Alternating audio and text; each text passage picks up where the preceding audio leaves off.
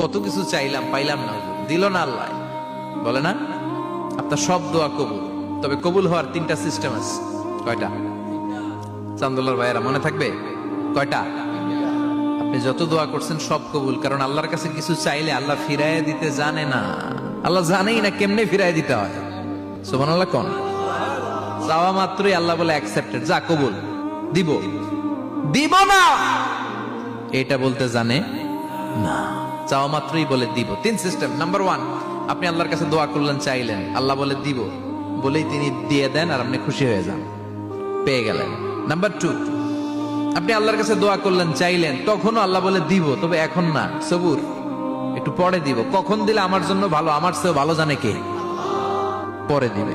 Number 3, চাইলেন, দোয়া করলেন, আল্লাহ তখনও বলে দেব, তবে এখনো না, পরেও না, কিয়ামতের দিন যেদিন বিপদে পড়বে ওই দিন দেব।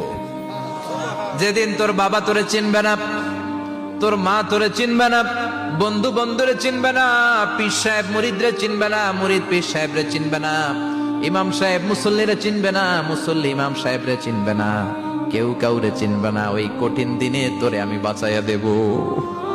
তাইলে দোয়া যা করছেন ছোটবেলা থেকে আজকে পর্যন্ত, লস হয়েছে না লাভ? লস না লাভ? এজন্য বেশি বেশি দোয়া করার দরকার আছে না?